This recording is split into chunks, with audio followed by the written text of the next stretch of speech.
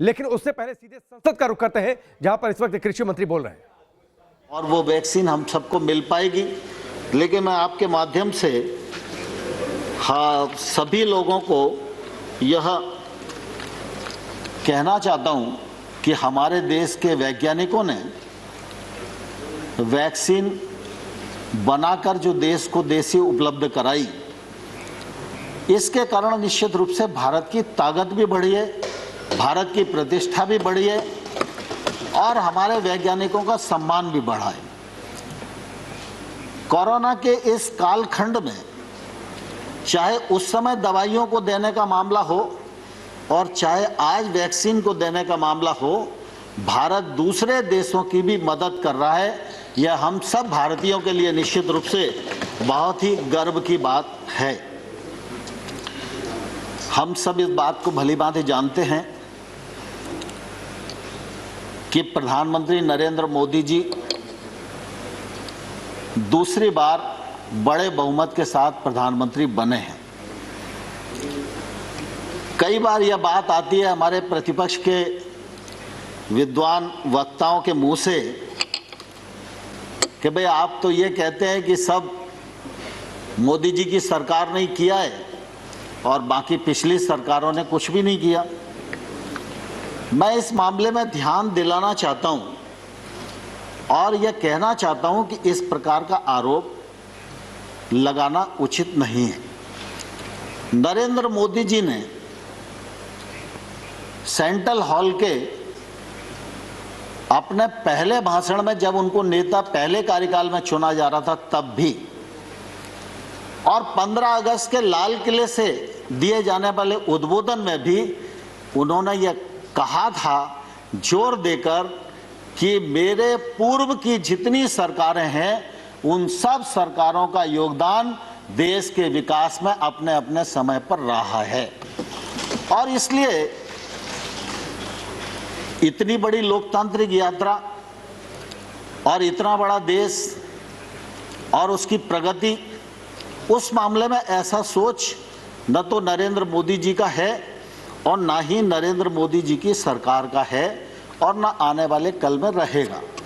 लेकिन स्वाभाविक रूप से यह तो सच है कि जो काम नरेंद्र मोदी जी के कार्यकाल में होगा, जिस ऊर्जा से होगा, जिस गति से होगा, जिस पारदर्शिता से होगा, जिस दृढ़ संकल्प से होगा, तो उसका उल्लेख तो हम लोग भी करेंगे और आप भी हाउस में नहीं करोगे, लेकिन व्यक्तिगत बातचीत में तो आप सबको भी एहसास होगा ही कि ठीक हो रहा है।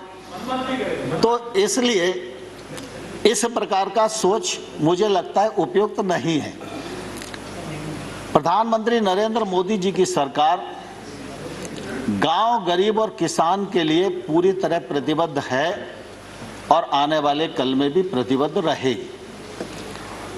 मैं गांव से ही अपनी बात को शुरू करना चाहता हूं।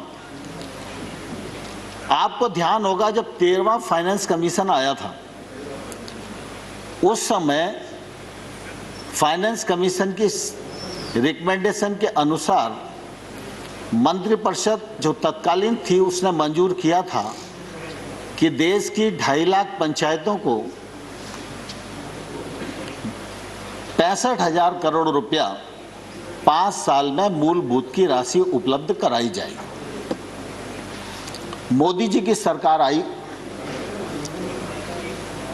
तो 14वें फाइनेंस कमीशन की रिपोर्ट आई। फाइनेंस कमीशन ने रिकमेंड किया कि पंचायतों को 2,292 करोड़ रुपया दिया जाना चाहिए। सरकार बनी थी, स्वाभाविक रूप से सरकार के मन में यह बात रहती कि पैसा अगर हमारे हाथ में रहेगा तो हम ज़्यादा कुछ योजनाएं बना सकेंगे, खर्च कर सकेंगे। लेकिन उस समय मोदी जी ने दोनों रिकमेंडेशन हूबहू स्वीकार की।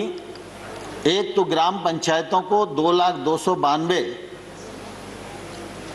करोड़ रुपया ग्राम पंचायतों के लिए, और जो राज्यों को 32% दिया जाता था उसके स्थान पर 42%।